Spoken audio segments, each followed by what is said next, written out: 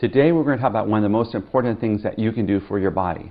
Sure, you can worry about red blood cells and white blood cells and all these things, but if you don't worry about your hydration levels, you're going to fall into the category of 70% of North America.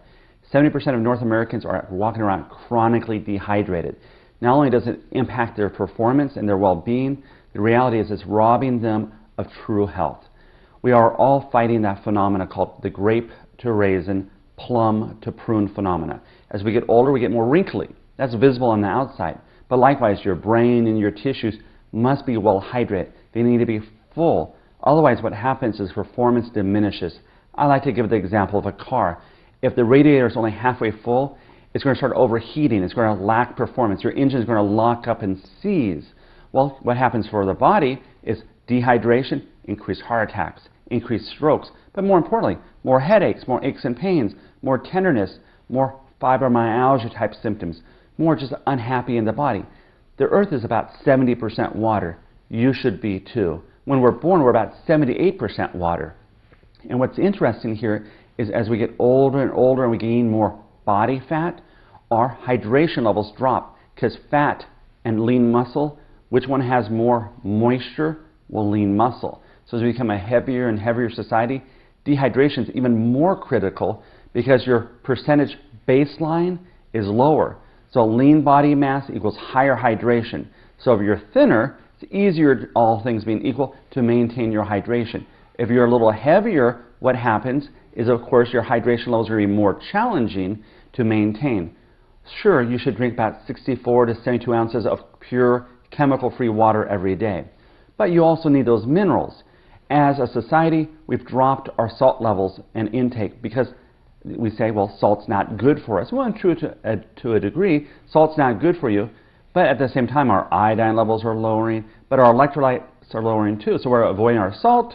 What's happening? We're diluting ourselves. So when we do drink, we're drinking empty calories, sugary drinks. What we want to be drinking is something that helps mineralize ourselves, helps deliver some of the water-soluble vitamins. So you drink water, what happens? Of course, input equals output, and your urination increases. Now you're losing more B vitamins. So you want to replace the B vitamins, you want to replace the minerals which occur through that natural process. But you say, well, I drink distilled water, I'm fine. Or I drink purified reverse osmosis water. But the reality is, are you putting in the nutrients that are getting washed out every time you drink your water? So you might be doing the right thing up to a point, but hydration means water at the cellular level. It doesn't mean drink and go to the bathroom, drink and go to the bathroom. You want to make sure that your skin turgor, which is the inflammation levels and hydration levels, are good. So if you pull your skin up and let go, it should immediately bounce back. So once again, pull it up and let it down. And does it bounce back immediately? If not, it goes down slow. Not a good sign. It should be immediately resilient. Compare it to a friend, person next to you, someone about the same age, so you have the same natural skin turgor, and say, who's better at the hydration levels, all things being equal? You'll be saying, whoa, I'm not doing so good, or oh, I'm doing better than that person. So once again, skin hydration is important, not only from a complexion perspective, but depending on how wrinkly and dry your skin is. Remember, grape to raisin, plum to prune. What's happening on the inside of your body? Are you running constipated? Do you have aches and pains? Do you have fatigue? Well, the reality is we're born about 78% water and it starts dropping from there. And we start, of course, pruning up on the inside and outside. And symptoms, of course, include more joint pain because you need, of course, cushion. Now imagine a joint for a second here and there's not enough moisture there. It's going to be more bone on bone. Once again, more hydration, more natural shock absorption. Likewise, constipation, skin problems, just general discomfort and lack of clarity or headaches. Once again, if you think of your hand and it's really, really super tight, what color is inside of my hand right now? It's white because it's not getting enough circulation. Your blood will become thicker. Your tissues will not be removing the toxins as well without enough water, without enough hydration, which means the minerals, the B vitamins all together. With as little as a 1 to 2% drop in your hydration levels, you will start feeling more tired. You will feel weakness. You will feel washed out, even sometimes flu-like or hot or sweaty, or maybe not even sweaty when it's really bad. You just kind of feel like, wow, I feel hot. My sinuses are perturbed. Or you might be prone to more illnesses. Why would you get more illnesses with dehydration? Because dry membranes, dry nose, dry mouth, dry lungs, guess what? It's like cracked skin. You wash your hands, your skin is cracked. Ouch, that hurts. Or it's chapped or chafed. Well, likewise, the bacteria and viruses want to enter your body. It's like leaving your door open. When you're dehydrated, you are much more susceptible. So during a cold and flu season, not only, of course, are people more sick, but why are they more sick? Well, there's not enough vitamin D, so of course you want to increase your vitamin D levels, but important is you turn on the heat. When you turn on the heat, humidity drops and your membranes dry. You need to drink more and more liquids. But who wants to drink just water, which doesn't have the minerals, that doesn't have the B vitamins, which are getting washed out? You want to have something with a little taste, a little flavor, but not full of sugar. So you want to look at hydration at the fundamental level of doing it well. So once again, blood viscosity, also your brain. They did research in children. They did research in elderly. I think they should do some research in the middle of that category too. But they showed that children that were underhydrated underperformed at school. They had more concentration problems, more attention issues. Make sure your children are drinking enough water and proper hydration. Likewise, they've done studies in nursing homes, and they actually worked on delirium and dementia and irritability, and they actually looked at hydration. They rehydrated people, they felt better. Imagine that. It's a free gift. It comes from the sky, water. Once again, sunlight, same thing. Hits the skin, makes vitamin D. You have to look at the common sense aspects of what occurs in nature, fresh fruits and vegetables, water, sunlight, and look at how do you feel your body at a fundamental level. Hydration is very critical.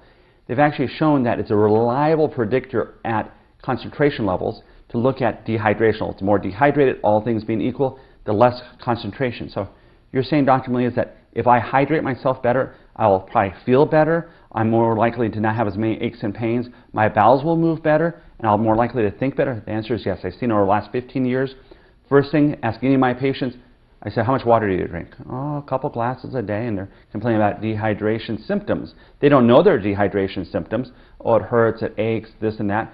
Try water. Then you're going to add, of course, a good multivitamin. You're going to add things like vitamin D, which have been shown to be low. But you want to look at those fundamental levels, and at the same time, you can rehydrate and do amino acids that support the brain, like acetyl L-carnitine or alpha-lipoic acid that protects the nervous system, and hydrate at the same time. Great. You can take more B vitamins in and hydrate at the same time. Great, because B vitamins are water soluble. Likewise, tyrosine, critical for adrenaline, noradrenaline, critical for your adrenal glands and your brain. So once again, you want to support your body. And remember, lots of these things are getting washed out every time you drink normal water. So you want to drink something that rehydrates you at a fundamental level.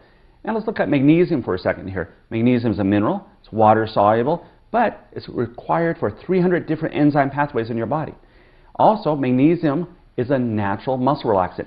Calcium contracts my arm. Magnesium relaxes it. So once again, contract, relax. So once again, what you're looking for is the contraction's calcium, magnesium's relaxation, and magnesium for muscle tension, for energy production at the mitochondria, which are little dynamos within your cells, are critical for feeling well, being energized. So you need to have magnesium for that and many other pathways. Also helps with blood pressure, helps your bowels move, and you want to have 2 to 3 bowel movements a day. You're saying, wow, I'm rehydrated now. Now I'm having 2 or 3 bowel movements a day, and they're a little on the looser side. That's good, because if you're running constipated, you're going to have a dry stool. And well, what happened to all that moisture? Well, if you've ever been constipated, you know, well, that's a hard stool. Well, the moisture gets reabsorbed. You're reabsorbing your toxins and your poisons. 2 to 3 bowel movements a day, that's the goal. If you've ever had children, you know, you feed them, they go to the bathroom. It's called the gastrocolic reflex. You feed the tummy, makes room. Once again, very important. In addition, you want to look at potassium. Many of us don't consume enough potassium. And potassium is critical for heart function, nervous system function, the processing of carbohydrates, and nerve impulses throughout our body. If you're feeling muscle weakness, kind of washed out, you might not have enough potassium. Of course, if you're taking drugs which have an effect on potassium, talk to your doctor. But for the average person, you need more potassium. We're a potassium deficient society. And to contrast that, the average American consumes twice as much sodium, salt, as potassium. Healthy vegetarian, so a vegetarian person consumes 5 times more potassium than sodium. So it's a big shift, about tenfold. To the average person, more sodium, less potassium. To a healthy vegetarian, a lot more potassium, very little sodium. So you really want to look at cardiovascular health from that perspective. Hydration. So if you want a healthy mind, healthy tissues, look as young as you're starting to feel because now you're better hydrated. You have to look at replacing the minerals that you're losing, replacing the B vitamins you're losing, and making sure you're consuming a minimum of 64 to 72 ounces, getting your bowels moving 2 to 3 times a day, and notice the difference. Do it for a month, be faithful, and see the difference. It's simple, it's inexpensive, and once again, the earth is 70% water. You should be about 70% water. Work on your lean body mass, work on your hydration, and enjoy the wellness and vitality you can get from doing simple things and being proactive about your health, opposed to waiting until you have to be reactive.